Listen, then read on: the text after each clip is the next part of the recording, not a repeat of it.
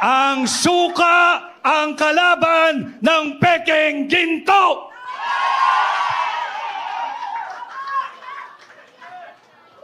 Hindi man po ako gumagawa ng suka, subalit nung ako ho ay bata, maraming beses din naman akong nautusang bumili ng suka ng aking ina. At wala pong nakakahiya doon. Sapagkat bagamat ako ho ay nakabili ng suka ng maraming ulit at nautusang bumili ng suka ng maraming ulit, may diploma ho ako at nakapagtapos ako ng kolehiyo. Meron akong diploma at nakapagtapos ako ng abogasya. At higit sa lahat, meron akong certificate na nagpapatunay na ako ay isang ganap na abogado. Kaya ako ay natutuwa kung ito man ang Team Suka. Isa po akong proud member ng Team Suka. At atin pong lalabanan ang Team Sinusuka.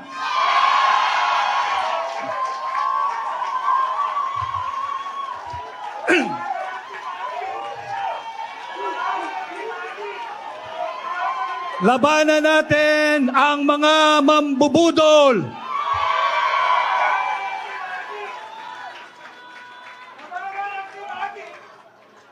Sabi ni Konsehal Rani Ludovica, labanan ang team.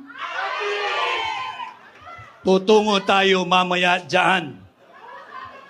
Alam ho ninyo, tinanggap ko ang hamon na pamunuan, ang tunay at maisog na oposisyon. Ang tunay at maisog na senador ninyo sa Senado.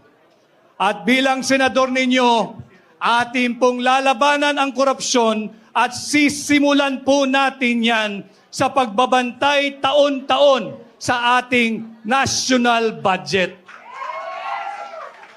Hindi tayo papayag na pupunuin ng korupsyon ng pork barrel ng akap ng AIX.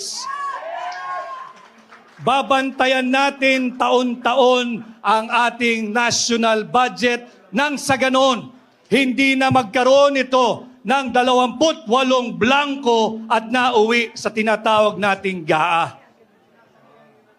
Subalit bilang senador ninyo, kailangan ko po ng katulong. Kinakailangan kong makasama sa tulong ninyo ang isang veteranong mambabatas, matapang, magaling